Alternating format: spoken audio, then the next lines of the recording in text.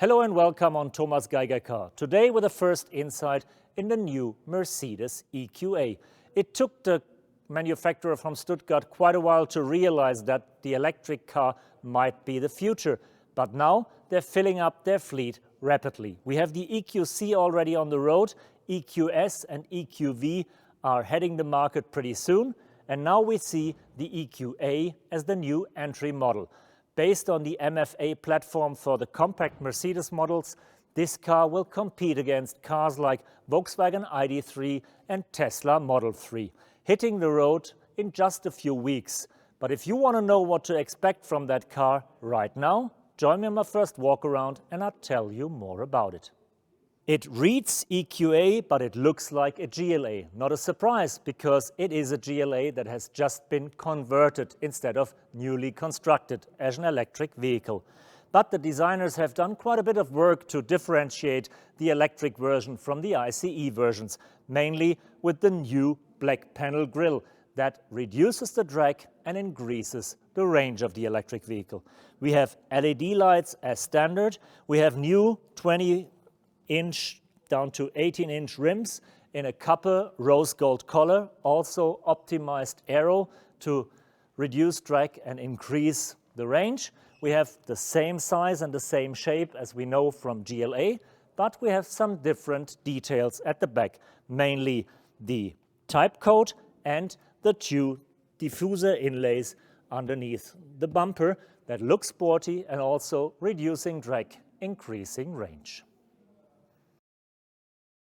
Same as the exterior, the interior looks pretty familiar to me. For sure, the MBUX system has an own EQ folder where you can plan your charging. It has a special navigation where the route calculation takes into consideration your range, looking for charging points and adjusts the timing.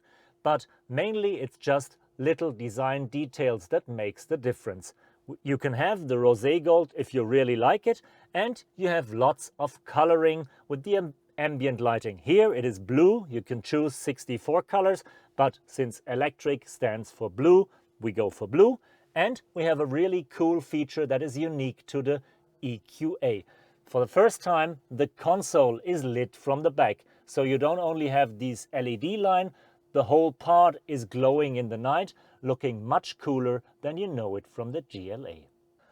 We're sitting in the EQA 250. That is the first of at least 3 model lines Mercedes is bringing of the EQA.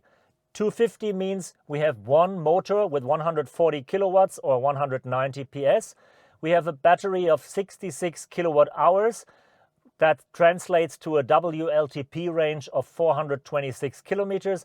And we have a top speed of 160 kilometers per hour, which will be the same for all EQA models. In the near future, we will have a derivative with more than 500 kilometers of range, and we will have an all-wheel drive model with a second motor and more than 200 kilowatts or 320 horsepower.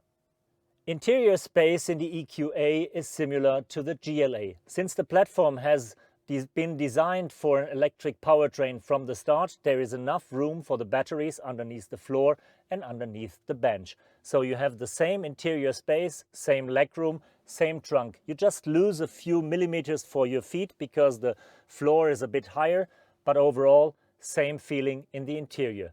The only disadvantage is you can't move the rear seat. It's not sliding anymore and you can't tilt the incline of the backrest. You still can fold it to increase the trunk, but there is no flexibility beyond that. Doesn't matter, because only a few months away you will have the EQB as the more practical and more variable variant of the compact Mercedes electric vehicles.